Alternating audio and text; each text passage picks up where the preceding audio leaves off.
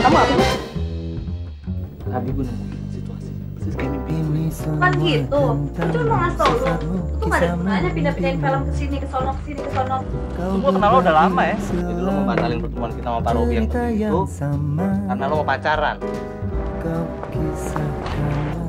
Baik. Ini bagus deh. Bertemu sang kekasih, impian akan Jodoh itu di tangan Tuhan. Nggak ngerti dah gue. Idem, nggak ngerti. Mimpi ada yang bisa diambil hikmahnya. Lu diam. Lu jangan percaya. Ah enggak. Tonton aja deh. Tahu.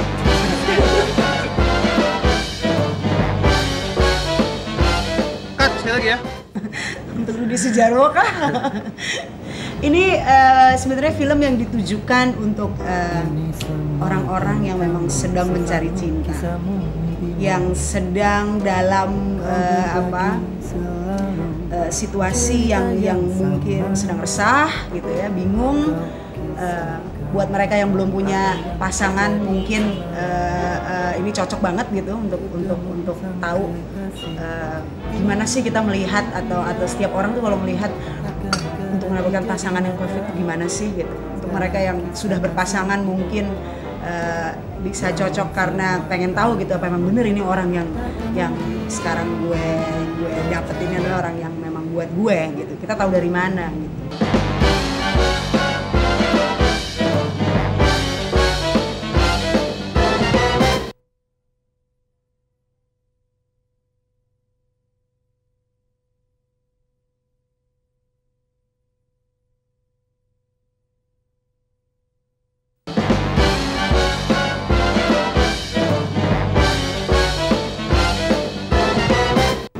Cerita tentang relationship, tentang hubungan antar manusia, tentang komunikasi. Tapi di sini ada semacam aksen yang lain karena ada persoalan astrologi, persoalan bagaimana seseorang hidup dan menggantungkan arah hidupnya itu pada ramalan astrologinya atau astrologi itu sendiri, dan juga dengan menafsir apa yang dia lihat di dalam mimpinya. Itu kan sesuatu yang masih cukup unik gitu. Unik ya, gitu dalam arti kata mungkin kebanyakan orang gitu ya yang anak muda sekarang gitu. Kalau ditanya percaya sama astrologi atau enggak, atau percaya atau mimpi apa enggak, mungkin cepet banget bilang enggak percaya gitu. Tapi banyak sekali yang diem-diem kalau baca majalah pasti ngintip bagian astrologinya. Atau gue tadi malam mimpi ini. Kenapa ya? Ternyata sebenarnya hal-hal yang di luar logika itu masih sering sekali dekat sama kita gitu. Pengennya nggak percaya tapi kadang-kadang di titik-titik tertentu memang kepengen tahu terhadap sesuatu yang kita nggak bisa tahu. Banyak orang gitu yang suka sekali dengan konsep horoskop, astrologi, dan selama ini saya nggak tahu apakah pernah diungkapkan dalam satu cerita film. Dan konsep rumah ketujuh itu kayaknya nggak pernah diangkat.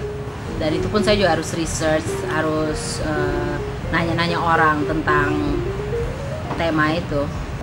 Kita mendapatkan konsep ini di tahun-tahun di mana krisis ekonomi sedang ada di sini, sedang berlangsung di Indonesia, di mana sepertinya semua orang harus mulai berpikir tidak harus menggantungkan diri pada mencari pekerjaan atau apa, tapi memulai sebuah usaha sendiri gitu. Dan Cakra dan Lintang di film ini adalah anak-anak muda yang kreatif, punya gagasan, ingin melakukan sesuatu yang didasari sama cinta.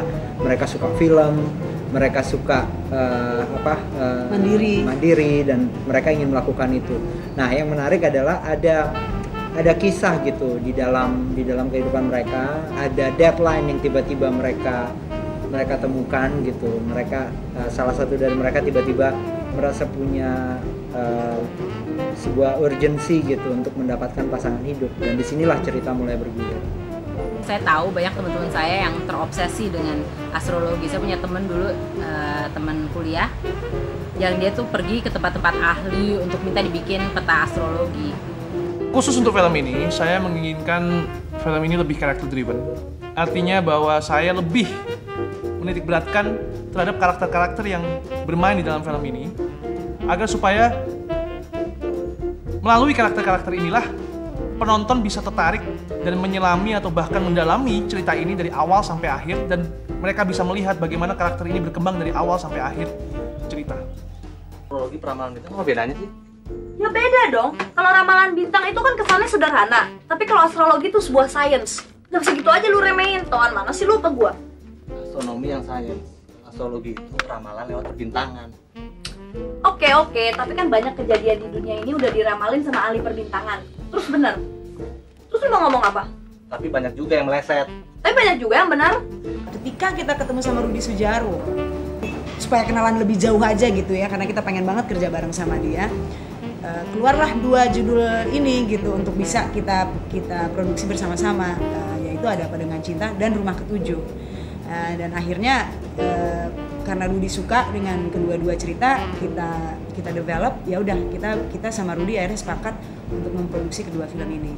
Walaupun periode produksinya cukup panjang, tapi kita merasa yakin bahwa film ini adalah film yang tepat sekali keluar di saat sekarang gitu, karena saat ini mungkin suasana komunikasi itu sangat diperlukan. Orang harus mulai sering bicara, dan film ini penuh dengan dialog gitu ya, penuh dengan suasana di mana anak-anak 2 tokoh utama ini saling berbicara dan berkomunikasi gitu dengan berbagai macam problem yang ada di dalam kehidupan mereka gitu. Suasana film ini adalah suasana yang film dengan suasana yang ringan, mungkin kita bisa biasanya menyebutnya light hearted comedy yang memberi rasa hangat, rasa akrab gitu kepada kita. Senyum-senyum. Kita yakin kalau nonton film ini anak-anak muda akan tersenyum.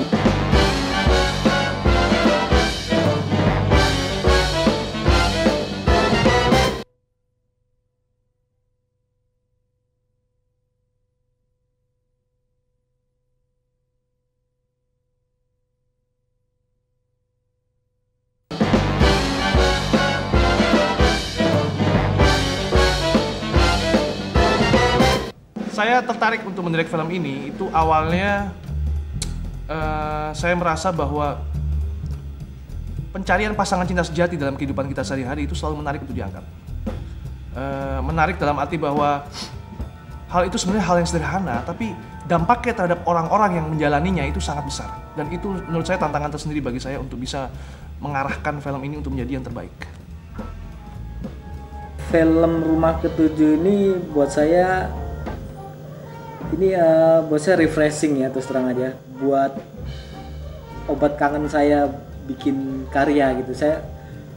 Saya dari dulu memang saya bercita saya pengen punya sebuah karya yang apa namanya, yang kalau bisa yang monumental gitu ya, yang tidak hanya karya hanya lewat aja, tapi saya pengennya apa yang saya bikin itu membekas. 80% di film ini nggak ada kamera tuh semua movement, semua kamera bergerak gitu. Jadi kita hampir jarang ngambil dengan shot-shot yang statik gitu. Saya mencoba juga di film ini gambar yang banyak dengan movement, tapi juga terasa puitis juga gitu. Dengan kita banyak gerak kamera itu, saya mencoba menghilangkan gap space gitu, ada ruang kosong yang kadang-kadang buat kita jadi tidak 100% kita memperhatikan gambar itu. Saya mencoba supaya penonton lebih 100% gitu tertuju ke dalam gambar. Saya berusaha bagaimana secara visual pemakaian ruangan-ruangan atau ruang-ruang sempit dan ruang-ruang lebar itu menjadi sangat dominan sekali dalam film ini. Artinya penonton pasti akan merasakan, mungkin tidak secara ekstrim, tapi mereka akan merasakan bahwa pada saat kedua karakter utama kita, Cakra dan Lintang, itu bersama-sama, pasti saya lebih banyak memakai ruang-ruang sempit. Itu untuk menunjukkan bahwa sebenarnya dunia mereka itu sangat sempit dan tinggal bagaimana mereka akan peka atau tidak terhadap lingkungan itu. Tapi pada saat mereka sedang mencari pasangan cinta sejati mereka masing-masing, itu saya memakai ruang-ruang yang lebar, landscape yang luas. Itu supaya memang secara pribadi saya ingin menunjukkan bahwa yang mereka cari itu tidak sesempit itu gitu loh, bahwa mereka harus mencari satu orang yang mereka obsesikan di tengah orang-orang yang ribuan itu atau bahkan jutaan di tengah kota Jakarta ini. Dan kalau secara sinematografi, pemakaian lensa-lensa oleh orang yang bisa mendukung saya bisa meraih ruang-ruang sempit itu, tapi saya masih mendapat kedalaman misalnya. Itu berarti pemilihan lensa. Lalu yang kedua, penggunaan lampu atau lighting yang bagaimana caranya supaya tidak terlalu sangat kosmetik sekali atau tidak juga terlalu rekayasa, tapi kita bisa melihat sangat realistis sekali, dan tidak ada art-art yang sifatnya sangat mewah gitu, tidak ada, karena seperti layaknya saya pribadi melihat dalam kehidupan sehari-hari bahwa kadang-kadang ya what you see is what you get, dan itu yang ingin saya tampilkan dalam film ini. Dari penyutradaraannya tuh lumayan unik ya ini, jadinya angle-angle-nya kita bisa mainin atau dialog, cara susunin dialognya biar kita ngelihatnya agak fresh dari perspektifnya. Ketika mulai mengedit, kebetulan ilustrasi musik sudah selesai dibuat, walaupun belum matang, dan kita waktu ngedit sudah dengan ilustrasi musik dari Indra Lesmana, dan ini sangat membantu kita untuk dalam mengedit maupun meng-cutting adegan, sehingga suasana yang ingin dibangun sudah cukup jelas. Art di Rumah Ketujuh sengaja kita bangun sangat realistis dan sangat minimalis. Di dalam hal ini Eros Evelyn sebagai art director, saya beri kebebasan untuk mendesain ataupun meng-create elemen-elemen artistik yang sifatnya bisa mendukung karakter-karakter yang kita bangun untuk supaya lebih tajam ataupun lebih hidup dan bisa menyamakan mood yang dibangun oleh film ini dari awal sampai akhir cerita.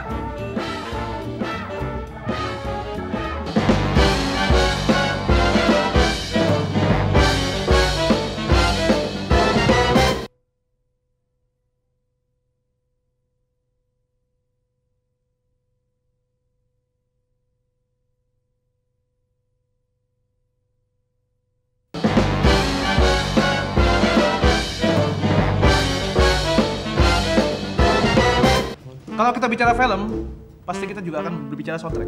Dan menurut saya Rumah Ketujuh ini tidak ada hal lain memang yang cocok selain soundtrack yang bernuansa musik jazz. Jazz yang kita pilih adalah jazz swing gitu ya, yang sifatnya sangat lincah kan, dan memberikan dampak yang sama dengan ceritanya yang bisa membuat kita senyum. It's romantic, it's sweet gitu. Yang saya alami kemudian adalah di film ini jazz kemudian menjadi sangat ringan gitu. Jazz itu memberi atmosfer yang sangat riang kepada filmnya. Dan yang pasti ya itu siap-siap aja nonton sambil sedikit goyang-goyang kepala dan ikut goyang gitu. Dan kalau kita udah bisa menjual musik jazz, udah pasti Indra Lesmana adalah pilihan yang paling tepat.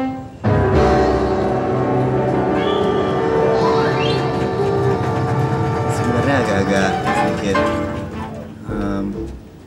unik gitu, artinya aku dapat kerjaan ini dari Mira tuh senengnya minta ampun, jadi ngalirnya juga luar biasa gitu ngerjainnya. Jadi dari sepanjang karirku bermusik ini yang paling cepat gitu.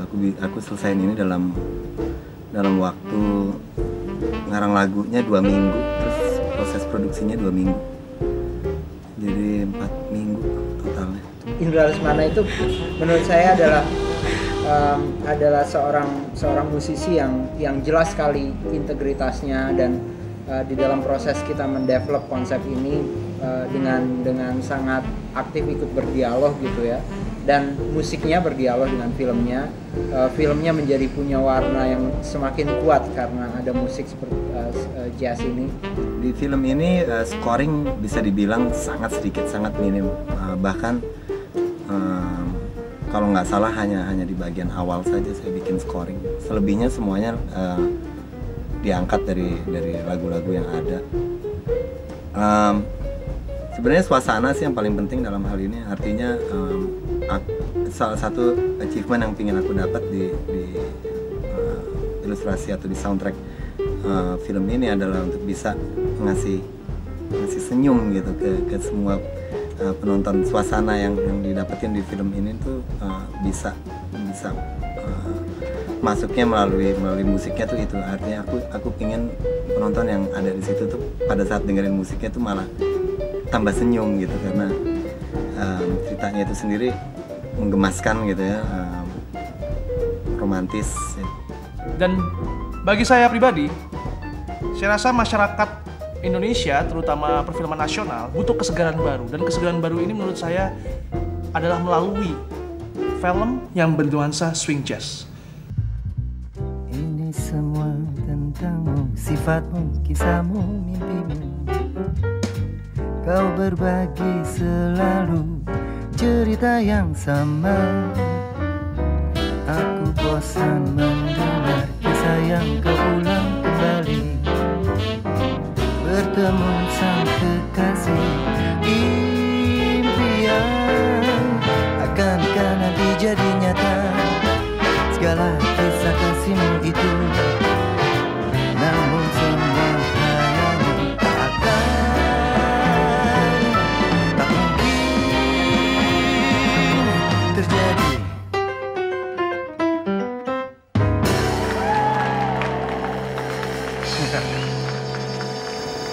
Keren habis.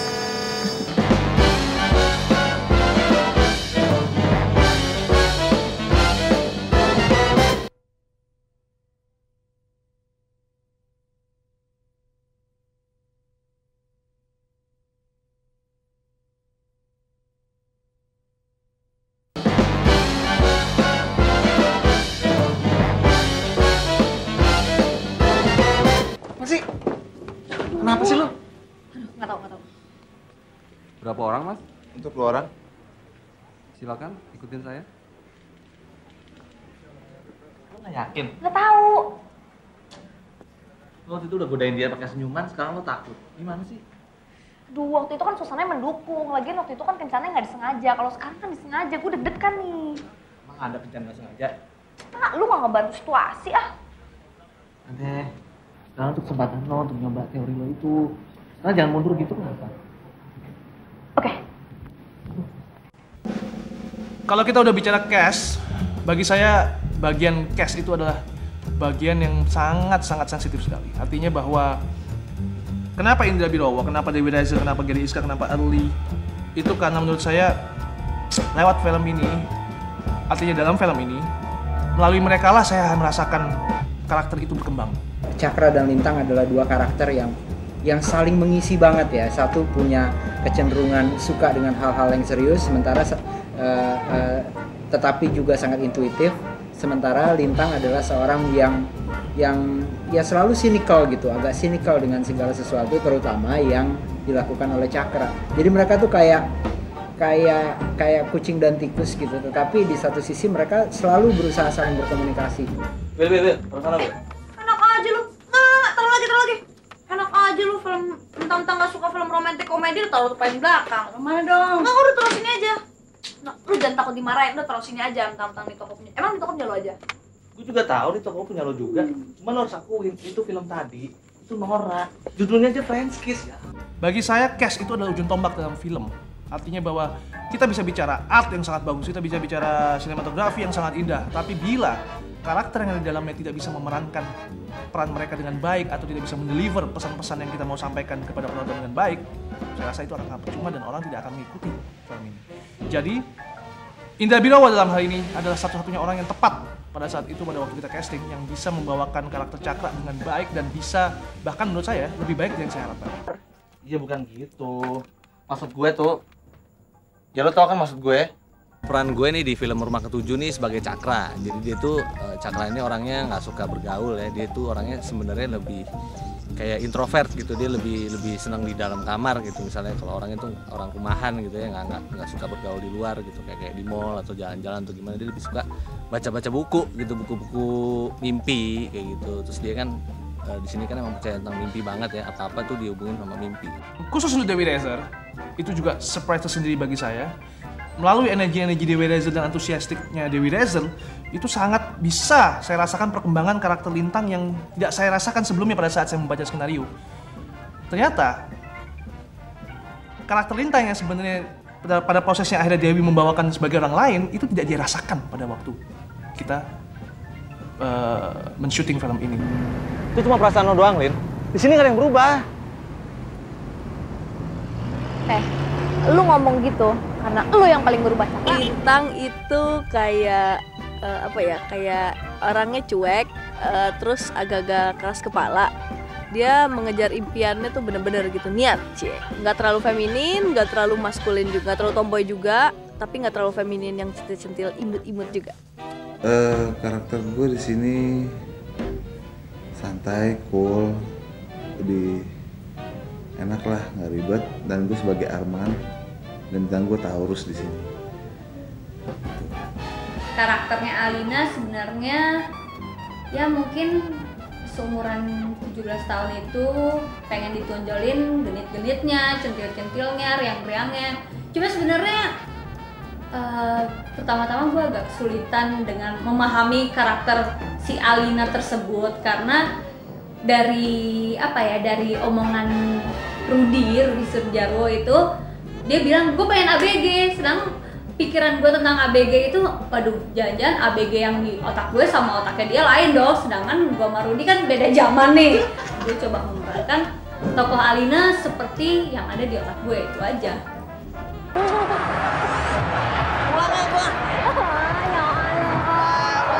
Ayo dong Cakra, ini enak banget, kamu tuh sekali-sekali harus main kayak begini. Tuh, kamu suka bola kan? Nggak suka.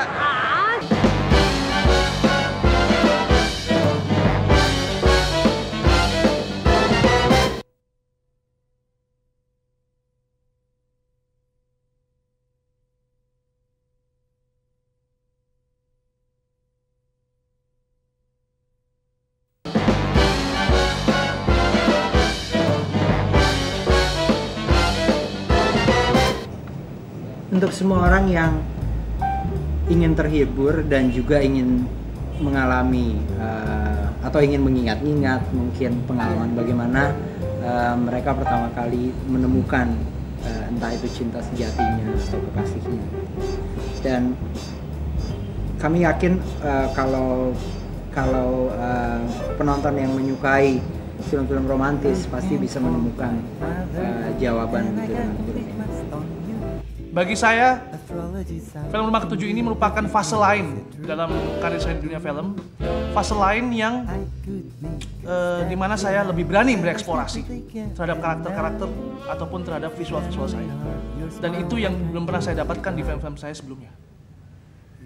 Rumah Ketujuh itu pertama menurut aku temanya tuh deket banget sama kehidupan kita sehari-hari.